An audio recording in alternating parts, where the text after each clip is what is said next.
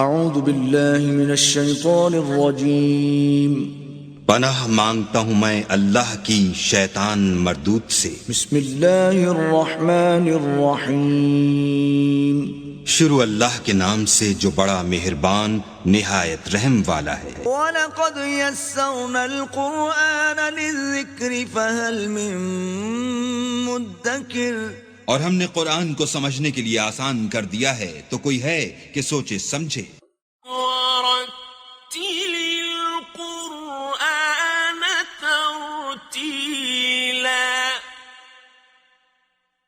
بس آپ قرآن کو ٹھہر ٹھہر کر پڑھا کریں۔ اعوذ باللہ من الشیطان الرجیم، بسم اللہ الرحمن الرحیم۔ سامعین و ناظرین کرام، السلام علیکم ورحمۃ اللہ وبرکاتہ۔ سامعین کرام، سورہ یونس آیت نمبر 57۔ آج کے سبق کے 3 موضوعات ہیں سامعین کرام۔ پہلا اس میں یہ ہے کہ قرآن ایک نصیحت ہے، اس کو قبول کر لینا ہمارے اپنے حق میں بہتر ہے۔ دوسرا آج کا موضوع جو ہے وہ یہ ہے کہ قرآن پر عمل سے نفس انسانی کا تزکیہ ہو جاتا ہے۔ تیسرا، قرآن مومن پر اللہ تعالیٰ کی رحمت ہوتی ہے۔ اس کے ساتھ ہی سامعین کرام، آئیے آج کے سبق کا آغاز کرتے ہیں۔ سب سے پہلے گزشتہ سبق کی دہرائی ہوگی۔ وَلَوْ أَنَّ لِكُلِّ نَفْسٍ ظَلَمَتْ مَا فِي الْأَرْضِ لَافْتَدَتْ بِهِ وَأَسَرُّوا النَّدَامَةَ لَمَّا رَأَوُا الْعَذَابَ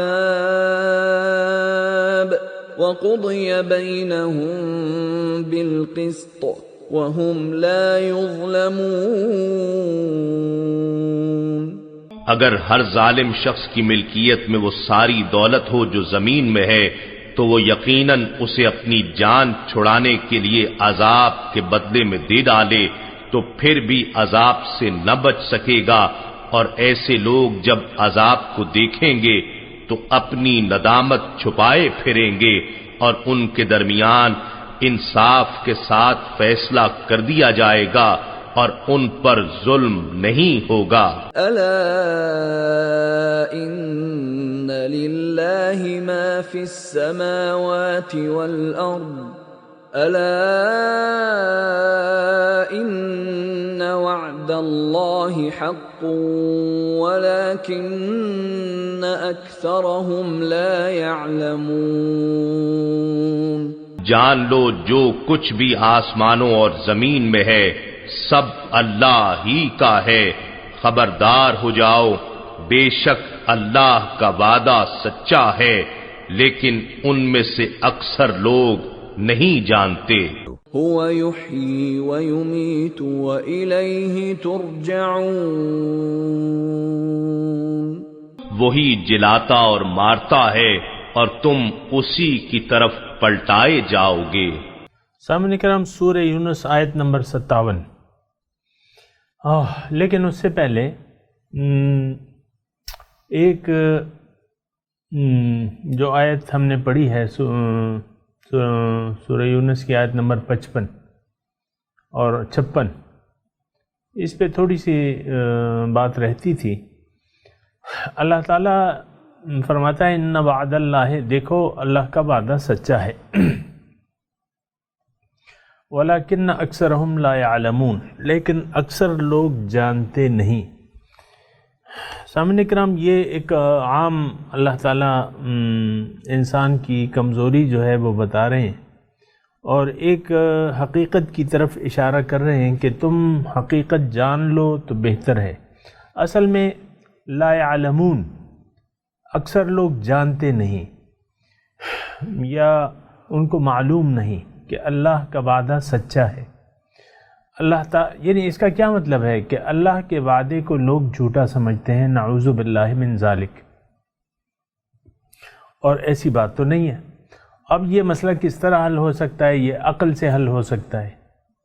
اللہ تعالیٰ کی تخلیق میں آپ غور کریں، غور و فکر کریں کہ اللہ تعالیٰ نے یہ کائنات، اس کا خالق کون ہے؟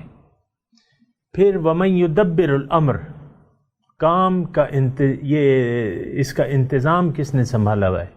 یہ دیکھیں، بارشیں کون برساتا ہے، ہوائیں کون لاتا ہے، موسم کون بدلتا ہے، سورج ایک خاص رفتار سے کس نے چلایا ہوا ہے، یہ ہمارے دن اور رات یہ کون پیدا کر رہا ہے؟ یہ یعنی اس میں بات یہ ہے سامعین اکرام کہ اللہ تعالیٰ کی قدرتوں کو آپ دیکھیں گے تو مان جائیں گے کہ ہاں ایک ذات ہے، واحد ہے، وحدہ لا شریک ہے۔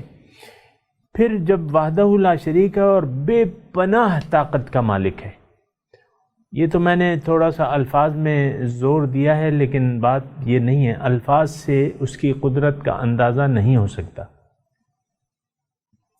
پھر اس کی رحمت کا اندازہ بھی نہیں ہو سکتا، اس کی سخاوت کا اندازہ بھی نہیں ہو سکتا، وہ تو سخیوں کا سخی ہے سامعین کرام۔ اور پھر جو اس کی بات ہے تو اس میں تو جھوٹ کا کوئی شائبہ ہی نہیں ہے۔ اللہ تعالیٰ کے سارے وعدے جو ہیں وہ سچے ہیں۔ الا ان وعد اللہ حق، دیکھو اللہ کا وعدہ سچا ہے۔ بات یہی ہے سامعین کرام، دیکھیں تھوڑا سا غور کریں، جب ایک بات کو ہم سچا سمجھیں گے تو پھر تو اس کا کوئی صحیح رد عمل دیں گے، لیکن اگر ایک بات کے بارے میں ہم شک میں مبتلا ہو جائیں پھر اس کے بارے میں کوئی صحیح رد عمل نہیں ہوگا ہمارا۔ اور یہ انحصار ہوتا ہے خبر دینے والی کی خبر کا۔ اگر خبر دینے والا آپ اس کی حیثیت مشکوک ہے تو پھر تو شک پیدا ہو جاتا ہے، لیکن اگر مشکوک نہیں ہے، مثال کے طور پہ میں آپ کو کہتا ہوں، ایک بچہ ہے 14 سال کا، 15 سال کا، وہ کوئی چیز اپنے لیے مثال کے طور پہ عرض کر رہا ہوں تاکہ یہ سمجھ جائیں، وہ اپنے لیے کوئی چیز خرید رہا ہے اور وہ 10,000 روپے کی ہے، یا موبائل چلیں، موبائل لگا لیں، ایک موبائل خرید رہا ہے وہ 10,000 روپے کا ہے، 15 سال کا بچہ ہے، تو بہرحال وہ ضد کرتا ہے، والد کہتا ہے نہیں ابھی تمہاری عمر نہیں ہے، یہ نہیں ہے، وہ نہیں ہے، لیکن یہ ہے کہ وہ ضد کرتا ہے تو وہ کہتا ہے کہ ٹھیک ہے میں تمہیں یہ 2 مہینے بعد یہ دلا دوں گا۔ تو بچہ ہے وہ، تو پھر اب دیکھیں 2 مہینے بعد، اور والد کیا ہے، والد کی حیثیت کیا ہے کہ وہ مالدار ہے، اس کا خوب کاروبار چل رہا ہے، اس کی جیبیں، بیٹا دیکھتا ہے کہ جیبیں اس کی بھری بھی ہیں، یہ 10,000 روپے اس کے لیے کوئی مسئلہ نہیں ہے۔ جب والد انکار کرتا ہے، بچہ ضد کرتا ہے، آخر کار والد مان جاتا ہے، لیکن 2 مہینے کا ٹائم دے دیتا ہے۔ اب آپ مجھے بتائیں کہ بچہ اتنا جلد باز نہیں ہے، وہ کہتا ہے ٹھیک ہے ڈن، والد نے کہہ دیا 2 مہینے بعد، ٹھیک ہے 2 مہینے بعد جو ہے وہ میں لے لوں گا، بس وہ ضد چھوڑ دیتا ہے اور 2 مہینے کا پورے ہونے کا انتظار کرتا ہے۔ اب دیکھیں ان دونوں میں معاملہ اعتماد کا ہے، یقین کا ہے۔ اگر بیٹے کا اپنے والد پہ یقین ہو، اس کی حیثیت، اس کی جیب پہ یقین ہو کہ ہاں اس کی جیبیں تو بھری ہوئی ہیں، پھر اس کا وعدہ جو ہے یعنی والد ہے، ظاہر ہے کہ وہ ان کی ڈیلنگ ایسی ہوتی ہے کہ کبھی والد نے جھوٹ نہیں بولا، تو اب وہ مانے گا کہ نہیں مانے گا؟ بیٹا یقیناً مانے گا، 2 مہینے کہتا ہے گزر جائیں گے۔ تو یہ بات ہے سامعین اکرام، بات ساری اعتماد کی ہوتی ہے، یقین کی ہوتی ہے۔ اور ابھی ہم نے گزشتہ سبق میں پڑھا ہے کہ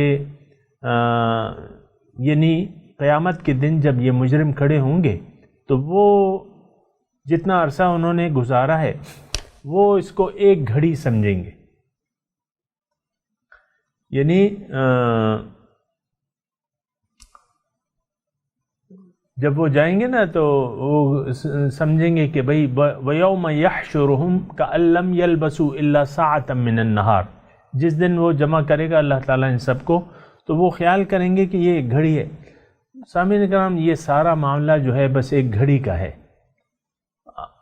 یعنی آپ روز قیامت اگر یہ اندازہ لگاتے ہیں کہ بھئی یہ تو دن کا ایک چھوٹا سا وقت تھا، تو بہتر یہ ہے، دیکھیں قرآن تو سچا ہے، سچائی ثابت ہے، اللہ تعالیٰ کا کلام سچا ہے، اللہ تعالیٰ سچا ہے، تو پھر یقین کر لینا چاہیے.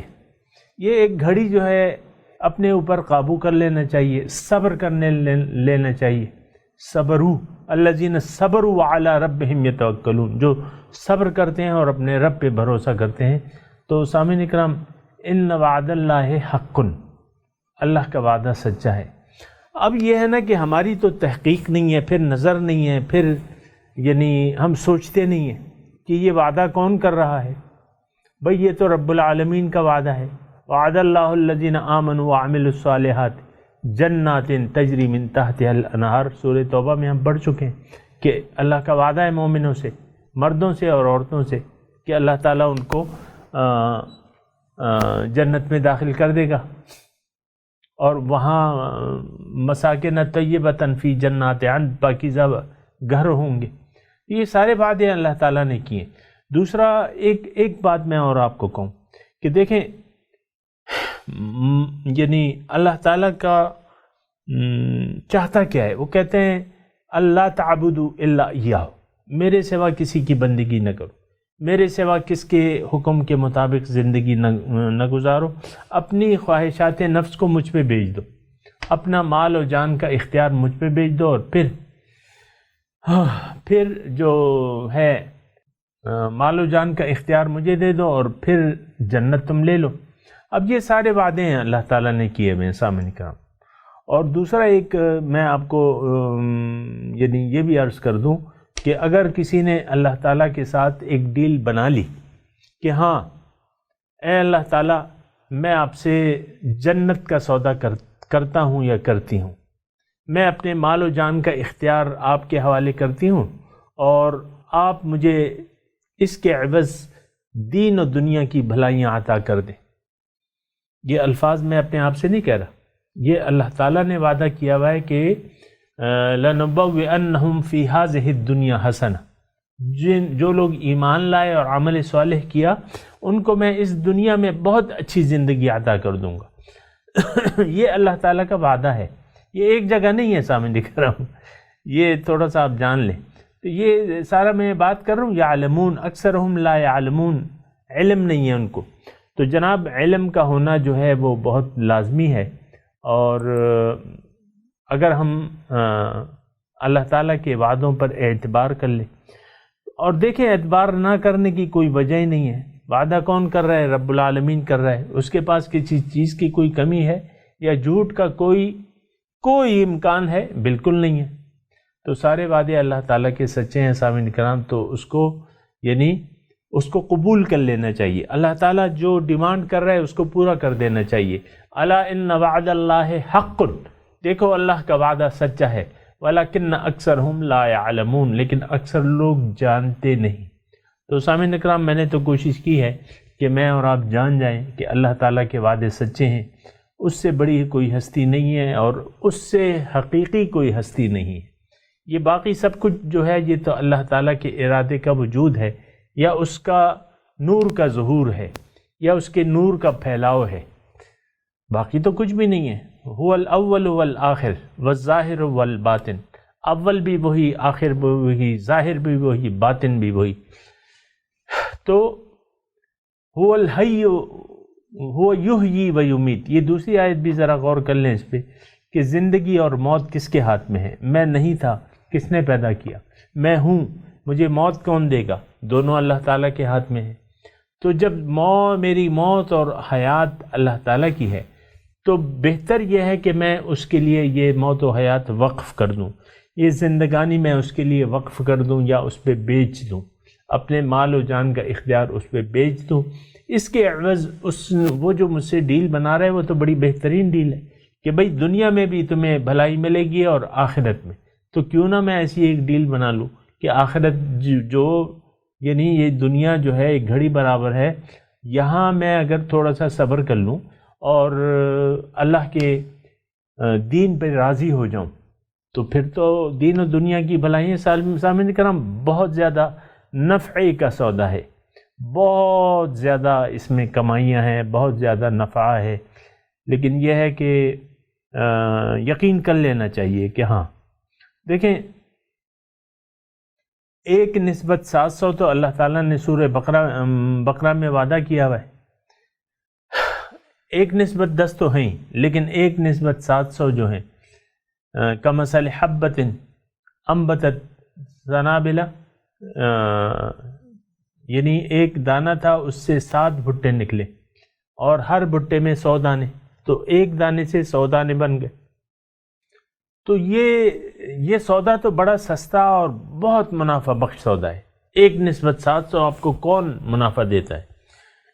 یہاں تو ڈبل، عام طور پہ تو ڈبل کماتے ہیں دکاندار عام طور پہ، اور ویسے تو لیکن یہ ہے کہ ڈبل یہاں تو اللہ تعالیٰ ایک آپ پائی خرچ کریں گے 700 گنا اس کو اجر دے گا، 1 روپیہ دیں گے 700 روپے آپ کو ملیں گے، 1 لاکھ دیں گے 70 لاکھ آپ کو ملیں گے، تو یہ کم از کم۔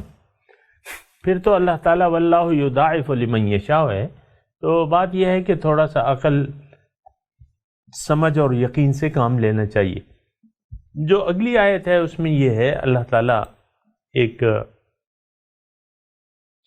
یعنی لوگوں کو ایک نصیحت آموز بات کر رہے ہیں اللہ تعالیٰ، یا ایھا الناس، اے لوگوں، قد جاءتکم موعظۃ من ربکم، یقیناً آ گئی تمہارے پاس نصیحت، موعظۃ من ربکم، نصیحت تمہارے رب کی طرف سے، وشفاء، اور شفا ہے اس میں، لما فی الصدور، جو دلوں کے روگ ہیں ان کے لیے شفا ہے، وہدن، یہ ہدایت ہے، ورحمت، اور رحمت ہے، للمؤمنین، مومنوں کے لیے۔ سامعین کرام، اس میں چند باتیں نوٹ کرنے کی ہیں اس آیت میں جو ہم نے پڑھی ہے۔ ایک تو نصیحت ہے رب کی طرف سے، قد جاءتکم موعظۃ من ربکم۔ سب سے پہلے یہ دیکھیں اس کا مخاطب کون ہے، یا ایھا الناس، سارے لوگ اس کے مخاطب ہیں۔ قد جاءتکم موعظۃ من ربکم، تمہارے پاس آ گئی نصیحت تمہارے رب کی طرف سے، یعنی نصیحت ہے یہ۔ اب نصیحت دیکھیں، کوئی والد اپنی اولاد کو نصیحت کرے تو نصیحت مان لینی چاہیے، کیونکہ والد کا تجربہ اور اولاد کے تجربے میں فرق ہوتا ہے۔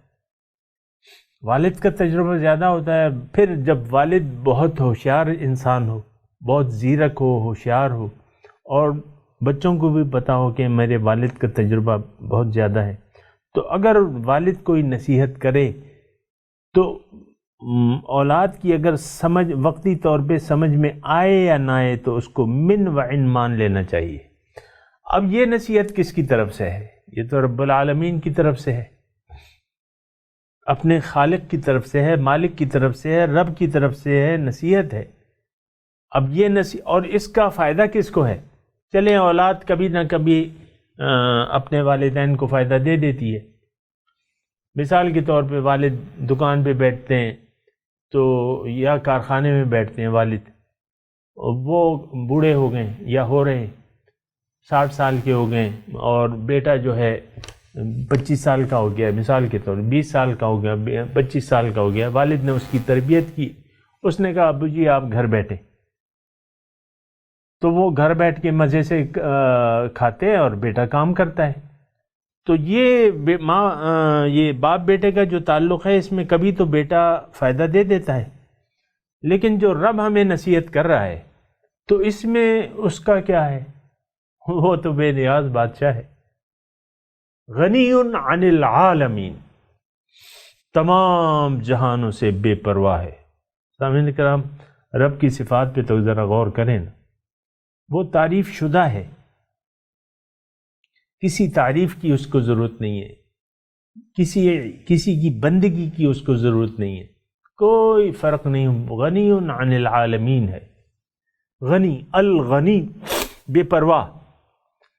تو جب ایک ایسی ذات ہے جسے کوئی ضرورت نہیں، تو وہ آپ کو جب نصیحت کر رہی ہے، اس کا مطلب یہ ہے کہ اس میں 200% آپ کا اپنا فائدہ ہے، رب کو کچھ نہیں ملنا، رب تو بے نیاز بادشاہ ہے، اس کو تو کوئی، رب تو تمہارے لیے تمہیں نصیحت کر رہا ہے کہ تم یہ طرز عمل اختیار کر لو، اپنے مال و جان کا سودا میرے ساتھ طے کر لو، میں تمہیں جنت دے دوں گا۔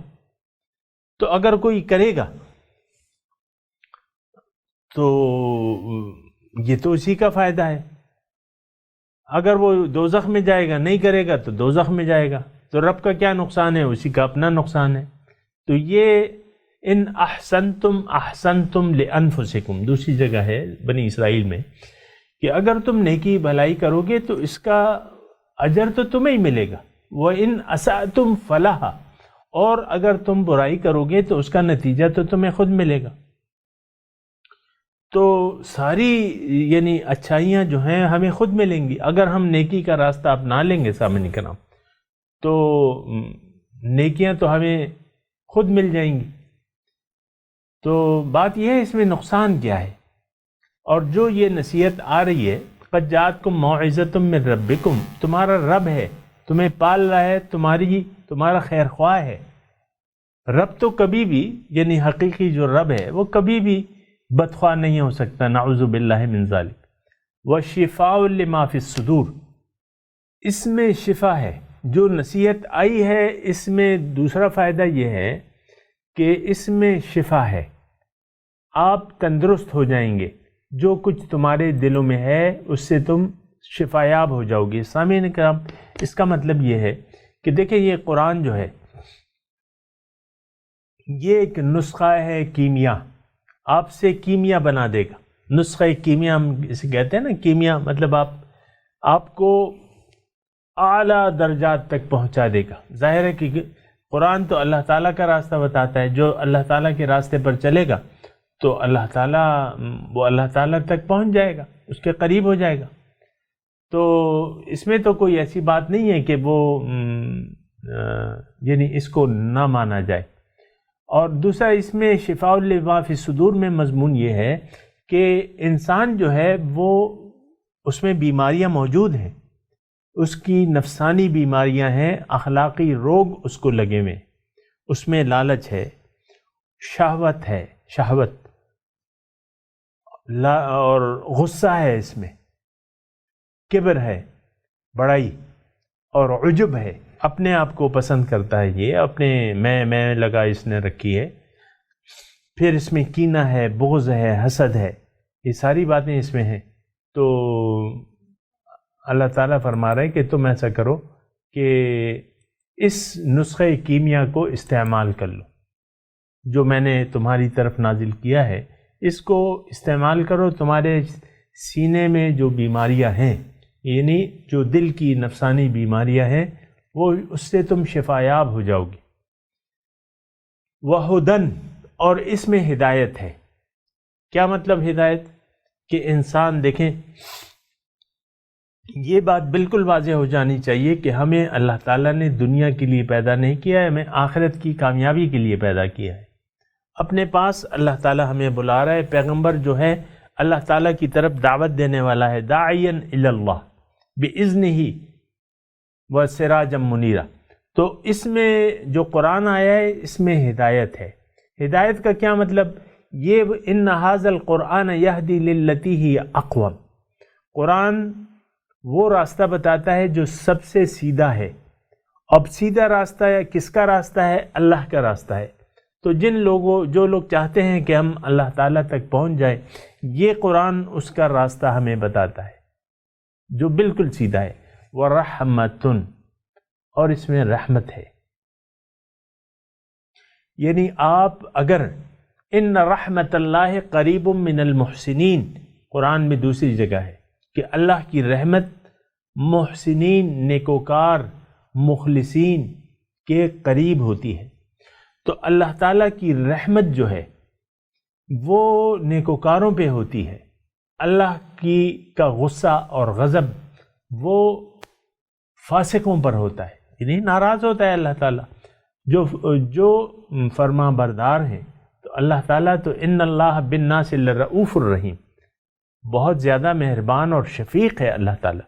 رؤوف، دیکھیں اللہ تعالیٰ کی صفت ہے، صفات میں سے ایک صفت کیا ہے؟ بہت شفیق اور مہربان، الرحمن، الرحیم، الکریم، رؤوف شفیق، تو اس میں رحمت ہے، یعنی جو نصیحت تمہیں آئی ہے اے انسان، اس کا یعنی جملہ یہ بنتا ہے کہ اے انسان، یہ ہدایت میں نے تمہارے پاس بھیجی ہے، اس کو اگر تم قبول کر لو گے، اس نصیحت پر عمل کر لو گے تو دلوں کے روگوں سے شفا یاب ہو جاؤ گے، دل کی بھی تمہارا تزکیہ ہو جائے گا۔ اور قد افلح من تزکا، ایک تو تمہارا تزکیہ ہو جائے گا، تمہیں سیدھی راہ یہ بتاتا ہے۔ پھر اگر تم اس کو قبول کر لو گے اور اس کے قرآن کے بتائے ہوئے راستے کے مطابق زندگی گزارو گے تو تم اللہ تعالیٰ کی رحمت کے مستحق ہو جاؤ گے۔ رحمت للمؤمنین، رحمت ہے مومنین کے لیے، یعنی جو اس پر ایمان رکھتے ہیں اور اس کے بتائے ہوئے قرآن کے بتائے ہوئے راستے پر چلتے ہیں، تو ان کے لیے رحمت ہے۔ سامعین اکرام، اللہ کی رحمت جس پہ ہو جائے تو پھر تو واہ والی بات ہے، یعنی رحمتیں، اللہ تعالیٰ کی رحمتیں اگر آپ پہ 24 گھنٹے نازل ہوتی نہیں، جیسا کہ خانہ کعبہ پہ نازل ہوتی ہیں، خانہ کعبہ پہ تقریباً 120 میرے خیال سے، اگر میں غلط نہیں ہوں، 120 رحمتیں نازل ہوتی ہیں، اس میں پھر تقسیم ہے جو طواف کر رہے ہیں، جو اس کو دیکھ رہے ہیں، یا تو اس میں پھر تقسیم ہوتی ہے وہ رحمت، یعنی رحمتیں اللہ تعالیٰ کی نازل ہوتی ہیں مٹیریل پہ۔ کعبہ کیا ہے؟ مٹیریل ہے، اس پہ منسوب ہے، اللہ تعالیٰ سے منسوب ہے، لیکن چونکہ اللہ تعالیٰ سے منسوب ہے اور اللہ تعالیٰ کا گھر ہے مجازی، تو اس پہ اللہ تعالیٰ کی رحمتیں نازل ہوتی ہیں۔ دارالعلماء نے اگر ایک انسان اپنے دل کو عرش الہی بنا لے تو پھر کیا کہنے، میں ذرا دور چلا گیا، لیکن یہ ہے کہ رحمت للمؤمنین۔ سامعین کرام، میں تلاوت کرتا ہوں، آپ میرے ساتھ دہرائیے۔ اعوذ باللہ من الشیطان الرجیم، بسم اللہ الرحمن الرحیم، یا ایہا الناس قد جاءتکم موعظۃ من ربکم وشفاء لما فی الصدور وہدی ورحمۃ للمؤمنین۔ اب ترجمہ سنا دیجیے۔ یا ایہا الناس، اے لوگو، قد جاءتکم موعظۃ من ربکم،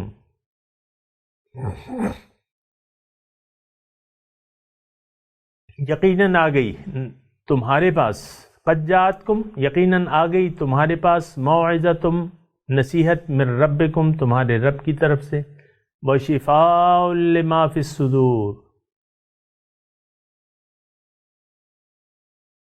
اور اس میں شفا ہے جو روگ سینوں میں ہیں، یعنی جو نفسانی بیماریاں ہیں وہ اس سے آپ شفا یاب ہو جائیں گے۔ وہدن اور ہدایت ہے، ورحمۃ للمؤمنین اور رحمت ہے مومنوں کے لیے۔ سامعین کرام، اب ان آیات کی تلاوت اور ترجمہ سنتے ہیں۔ یا ایھا الناس قد جاءتکم موعظۃ من ربکم وشفاء لما فی الصدور وہدی ورحمۃ للمؤمنین۔ O people, there has come to you advice from your Lord and healing for what is in the hearts and guidance and mercy for the believers۔ اس کے ساتھ ہی سامعین کرام، آج کے درس کا وقت اختتام کو پہنچا۔ انشاءاللہ اگلے درس میں ملاقات ہوگی۔ وآخر دعوانا ان الحمد للہ رب العالمین، والسلام علیکم ورحمۃ اللہ وبرکاتہ۔